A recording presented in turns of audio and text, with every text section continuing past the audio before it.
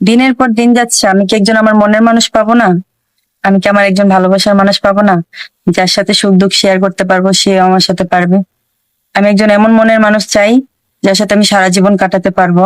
সে শুধু আমাকে বুঝবে, আমাকে ভালোবাসবে, আমিও তাকে ভালোবাসবো, আগলে রাখবো।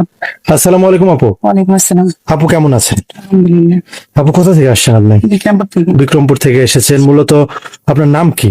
লিমা আক্তার। লিমা আক্তার। প্রতিবেদনে ক্যামেরার সামনে কেন আসছেন আপনি? বিয়ের জন্য। বিয়ের জন্য এসেছেন। আচ্ছা, আপনার কি এর আগে বিয়ে হয়েছিল? মাশাআল্লাহ, সুন্দর একটা বোন। বিয়ে শাদী হয়েছিল এর আগে আপনার? জি, হয়েছিল। বিয়ে শাদী হয়েছিল বা হাজবেন্ড কি হয়েছে? তার সাথে ডিভোর্স হয়ে গেছে, ছাড়াছাড়ি হয়ে গেছে। ডিভোর্স হয়ে গেছে। কেন ডিভোর্স হলো আপু? সে ভাইয়া নেশা করতো, যৌতুকের টাকার জন্য মারধর করতো আমাকে। নেশা করতো, যৌতুকের টাকার জন্য মারধর করতো আপনাকে? কি বলেন? আচ্ছা, বা আপনি কি তাকে ভালো করার বা শুধরানোর চেষ্টা করেন নাই? জি, করেছি। ডাইরেক্ট চলে আসলেন কেন? তাকে শুধরানোর জন্য তার বাবা মা আমার সাথে বিয়ে দিয়েছিল, কিন্তু সে শুধরায়নি বলে অবশেষে আমি তাকে ছাড়তে বাধ্য হয়েছি। অবশেষে তাকে ছাড়তে বাধ্য হয়েছেন আপনি?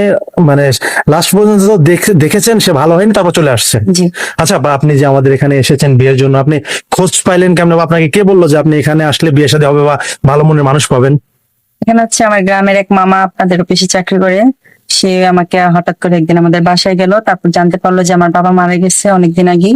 তো সে বলল যে তুই তো সত্যিকারের অসহায়, চল আমি একটা অফিসে নিয়ে যাবো প্রতিবেদনে, ইনশাল্লাহ ভালো কিছু হবে, ভালো কোথাও বিয়ে হবে। মূলত মানুষের খোঁজ পেয়ে এখানে আসছেন। জি।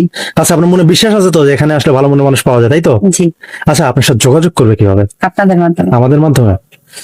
আচ্ছা, ঠিক আছে। সুপ্রিয় দর্শক, এই মুহূর্তে স্ক্রিনে একটি নাম্বার দেখতে পাচ্ছেন। নাম্বারটি চ্যানেল কর্তৃপক্ষের। এই নাম্বারে হোয়াটসঅ্যাপ ইমো খোলা আছে। যদি কোনো ভাই লিমা আপুকে পছন্দ করে থাকেন, লিমা আপু এসেছে বিক্রমপুর থেকে, অনেক সুন্দর একটি মায়াবতী বোন। আমরা সবাই পুরোপুরি দেখানোর চেষ্টা করছি আপুটাকে। আপনারা যদি কোনো ভাই লিমা আপুকে পছন্দ করে থাকেন, অবশ্যই একটা স্ক্রিনশট মেরে আমাদেরকে পাঠিয়ে দিবেন এবং ভয়েসের মাধ্যমে বলে দিবেন, আমরা লিমা আপুর সাথে কথা বলার ব্যবস্থা করব। কোনো ভাই অযথা ফোন কল করবে না, তাহলে কিন্তু আমরা ব্লক করে দিতে বাধ্য হবো। আবারও বলছি, এটা চ্যানেল কর্তৃপক্ষের নাম্বার। আচ্ছা বোন, নামাজ কালাম তো পড়া হয় নাকি? জি। আচ্ছা, আপনি যে মানুষটাকে বিয়ে করবেন, সে কি শিক্ষিত হতে হবে নাকি শুধু শিক্ষিত বা টাকা পয়সা হতে হবে, নাকি হইলে কোনটা? না, সে শিক্ষিত না হলেও হবে, তার চেহারা যেমনই হোক, তার বয়স যেমনই হোক, তাতে কোনো অসুবিধা নেই। শুধু একজন ভালো মনের মানুষ দরকার, যে আমাকে বুঝবে। শুধু একজন ভালো মনের মানুষ চাচ্ছেন? জি। আচ্ছা, মূলত আপনি একজন ডিভোর্সি।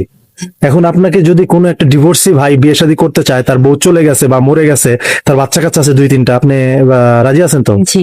তার ফ্যামিলির সাথে মানায় নিতে পারবে? তার বাচ্চা কাচ্চা পালতে পারবেন তো? জি, ইনশাল্লাহ পারবো। আমরা কোনো ক্লেম বা কোনো অভিযোগ শুনবো না তো? আমাদের অফিসের কোনো বদনাম হবে না তো? আশা করি সবাইকে নিয়ে সুন্দরভাবে থাকবেন। তার বাবা মাকে নিয়ে, আপনার শাশুড়িকে নিয়ে সুন্দরভাবে থাকবেন। জি, ইনশাল্লাহ। যদি কোনো ভাই আপনাকে বিয়ে করে বিদেশে নিয়ে যেতে চায়, যাবেন নাকি? কোনো সমস্যা নেই তো? শুধু আপনার দায়িত্ব নিলে হবে না, আপনার ফ্যামিলির দায়িত্ব নিতে হবে? আমার দায়িত্ব নিলেই হবে। শুধু আপনার দায়িত্ব নিলেই হবে, আপনার ফ্যামিলির দায়িত্ব নিতে হবে না? না। আচ্ছা, আপনার হাজবেন্ডে ভালোবাসবেন তো? জি, ইনশাল্লাহ। আচ্ছা, ভালোবেসে কি বলে রাখবেন? তাকে আমার জান বলে ডাকবো। জান বলে রাখবেন? আচ্ছা, বিয়ে শাদী করার পরে হাজবেন্ডের সাথে কোথায় ঘুরতে যাওয়ার ইচ্ছা আছে? আমার ঘুরতে যাওয়ার কথা ইচ্ছা নেই, তবে আমার তাকে নিয়ে হজে যাওয়ার ইচ্ছা আছে। হজে যাওয়ার ইচ্ছা আছে। আলহামদুলিল্লাহ, আল্লাহ আপনার মনের আশা পূরণ করুক। ঠিক আছে আপু, ভালো থাকবেন। আমরা আপনাকে আপনার মনের মতো একটা মানুষ যোগাই দেওয়ার চেষ্টা করবো। আসসালামু আলাইকুম।